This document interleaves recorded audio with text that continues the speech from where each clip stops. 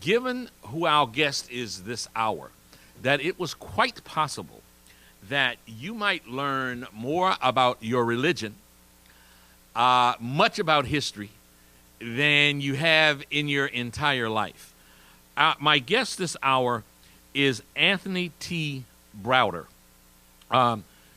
called many things: chematologist, if I'm saying that right, author, cultural memory specialist, someone who has taken more than 20 sojourns to Egypt, and has been someone who has looked at man's history from the onset of time, and who brings a unique perspective to these airways.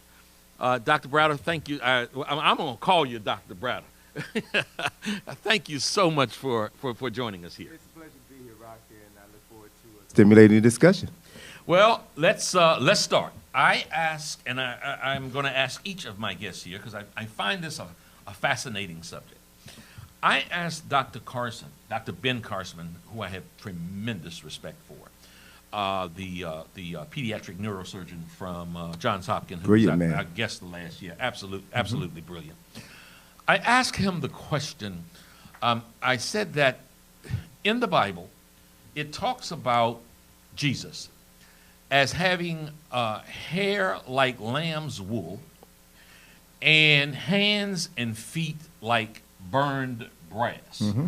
Now, if one takes that just about in any form, it would sound to me like he's talking about someone that looks more like Johnny Cochran looked than Howard Cosell looked. For sure. Now, on that particular subject, what color was Jesus? Well, the issue is Jesus was a person of color. He was not a European. He was not a Caucasian. Egypt and Ethiopia are mentioned more in the Bible than any other nation. There's no part of the Bible that takes place in Europe. So it's a book written about people of color by people who lack color. So what people traditionally have a habit of doing is inserting themselves wherever they would like to see themselves. So whoever controls the image of Jesus controls the world. And that's one of the reasons why he's been presented throughout the world as non-African. You know, I read something, and I want you to finish that point, pardon the interruption, but I read something recently that said, until the lion writes the story about the hunt,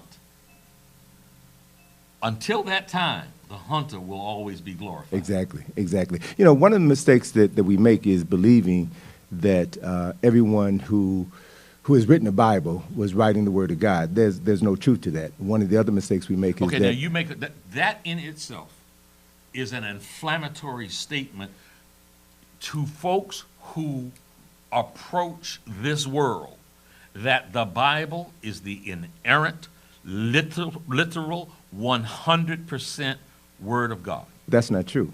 And anyone who has studied the Bible knows that that's not true. If you talk to any theologians, people who have gone to school specifically to learn of this text, they would tell you that there are over 500 different versions of the Bible, of this one book. There's over 3,000 different denominations where people have separated from other religious institutions because of how they interpret this text. The Bible, as we know it, is a book that was written by man. As a matter of fact, the Bible is comprised of 66 different books that were written by 66 different people over a period of 2,000 years. So this notion that one person sat down, inspired by God, and wrote all of these books is an unrealistic notion. And again, anyone who has studied the history of this subject matter would know that. Then that really, you know, I come from a world of, part of what I've done in my life is I've come from the boxing world. Mm-hmm. That particular statement knocks out much of the premise of religion as it is taught and studied in modern times, right, and past times. Sure. Well, if we were to use a boxing metaphor, most of the people who claim to be religious are really shadow boxing.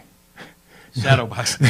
They're in the ring by themselves because they don't know what God is. All they know is what someone told him God is. And that's really the biggest issue that we're dealing with. If we're honest with ourselves, if we're truly honest with ourselves, then we will acknowledge the fact that most of the people who read the Bible probably read the King James Version of the Bible. And the King James Version of the Bible is the most adulterated version, one of the most adulterated versions in existence. Most people read the King James Version of the Bible, don't even know who King James is. Well, which begs the question: if you're reading the King James Version of the Bible, you should attempt to know who King James was. Well, and how do you answer the question? Who was King James? Give us a little bit about him. Give us his biography, if you will. A short analysis of King James. King James is a man who would make Adolf Hitler look like Santa Claus. King James was a murderer. King James was known as being a rabid homosexual. He was often called Queen James by some of the members in his court. And what he wanted to do was to write an official version of the Bible that validated his worldview.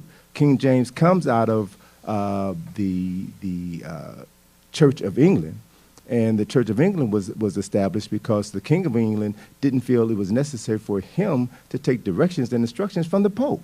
So they broke away from the Roman Catholic Church and created their own church. And so essentially what you have, if you look at the history of Christianity as it exists right now, is that whenever a specific powerful individual agrees with the mandates that come down on high, they simply walk away from that church and establish their own church. That's why you have over 3,500 different denominations. Martin Luther in Germany protested what the Catholics were doing. He posted his Reformations on the wall, protested. As a result of him protesting, he broke away from the Roman Catholic Church and established the Protestant tradition.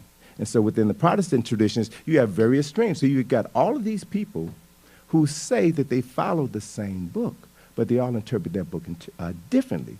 But when you get to the book, when you get to the original source material, then what you'll find is that original source material came out of multiple texts that were written by people of African ancestry thousands of years, at least 800 years before Abraham, who is considered to be the matriarch within the Jewish tradition. And so what you 800 years before Abraham. Before Abraham. Okay.